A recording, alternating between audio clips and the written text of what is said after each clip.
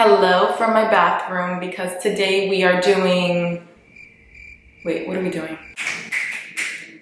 My daily bathroom, no, what? So this is my last video of 2016 and it just seems right to make it a clean video because in 2017, we're getting clean, right? That was so cheesy. And for some people it may not make sense, but it made sense in my head, okay? And if you're right here with me, it made sense to you too. This is going to be my daily showering routine. But before I tell you guys about my routine and all the natural products that I use and stuff like that, you want to check out my previous video, which is my huge giveaway video. There's gonna be 13 winners and 13 huge prizes for you guys, my subscribers, my supporters. So just in case you've been under a rock or have just been swamped with all of the holiday stuff and you happen to miss that video, check it out. And while you're at it, subscribe to my channel because that's what you're going to need to do if you want to win. Now back into my basic and daily showering. The first thing I want to show you guys is this body brush. This is by Eco Tools. I'm a huge fan of exfoliating, but this brush is for dry brushing. And if you don't know about dry brushing in a nutshell is great for circulation, removing dead skin off of your skin.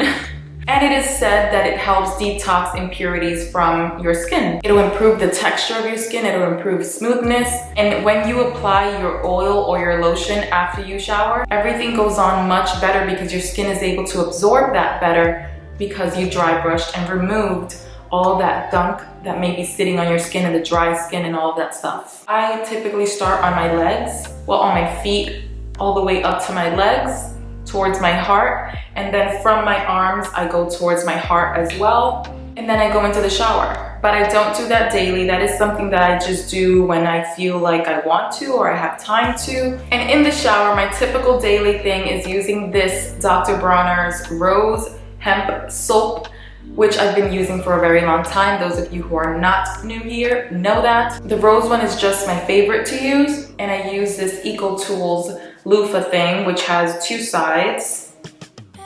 And in case you didn't know, this soap is multi-purpose, so you can use it for a variety of different things. Your hair, your face, your body, for cleaning, for washing, your house, your dog, DIYs, and the list goes on and on. But I typically use this for washing my body and my makeup brushes. And if you love hydrating soaps with a little bit of a scent, this is a new one I've been using. This is the Shea Moisture 100% Virgin Coconut Oil Daily Hydration Body Wash. Ooh, they always have these long names. And this is something that will not leave your skin dry. This is something that feels really silky. Your skin feels like slippery, but not in like an oily way, and it feels just soft, you know? So I've really been liking this lately because it's not an overwhelming scent, although I don't mind a strong scent because I love feminine scents and products. But for those of you who are sensitive to that, you will like this one because it's not a strong scent. It's just a light coconut scent. And on a daily basis on my face, I just like to clean it simply with this tea tree soap because it keeps my skin acne free. It's antibacterial, so it's awesome for the face. After cleansing my skin with the tea tree soap, I would use this May Lindstrom, the Honey Mud. And I don't need a mirror for this because it is a cleansing mask. So I just put it on wherever I think it belongs, basically everywhere. And then I proceed to washing my body or washing my hair or doing whatever else I want to do for a minute or two and then rinse it off right before coming out of the shower. So lots of you want to know what my feminine wash is. For a long time, I didn't actually use a feminine wash because I just use clean ingredients. So I didn't think or feel that I needed a specific product that's titled feminine wash. And I get why there is some because the generic like standard stuff is loaded with tons of scents and toxic crap in there that you don't want to put in your vaginal area. But with that being said, that I won't put that on my skin at all. So I looked it up and the rose soap is totally fine to use in your vaginal area. Don't like quote me on that and stuff. That's just what I came across and that is what I've been doing. My vagina is fine and that is what I use. But because of you guys, I went to the store and this is the only clean ingredient feminine wash that I found. So I bought it I tried it, I used it. It doesn't really smell like anything, but I noticed no difference between using this and the other. But if you are looking for something that is specifically for your feminine area and you like using things like that, then I recommend this one, because at least this one has better ingredients than all the other ones like Summer's Eve and all those other ones that I used to use when I was a teenager that were so not good for me. And now that we're out of the shower and squeaky clean, we want to get moisturized for the winter. For daily moisturizing, I've currently been using these products. Something went in my eye. Okay. For my daily moisturizing, I like something light and not thick. So I've been using these Shea Moisture products, which are new in the market. This is the coconut one that's just like the body wash, and this is the extra dry skin body lotion with aloe, which I love because my skin responds really well to aloe vera. And it has 100% tomato oil and organic shea butter. And I really love this one because of the smell. I told you guys I like things that smell really nice and feminine. So I am using this one a lot more than I am this one, the coconut one, because of the scent. If you have dry, cracked feet like I do sometimes, I'm not gonna lie, I've been loving this thing. This is the Organic Bath Company Nourish Night Balm. And it's like this thick, rich, and creamy balm that just melts into your skin. So I love this for my elbows, my knees, and my feet, which are my roughest areas, and it's good. Now, deodorant.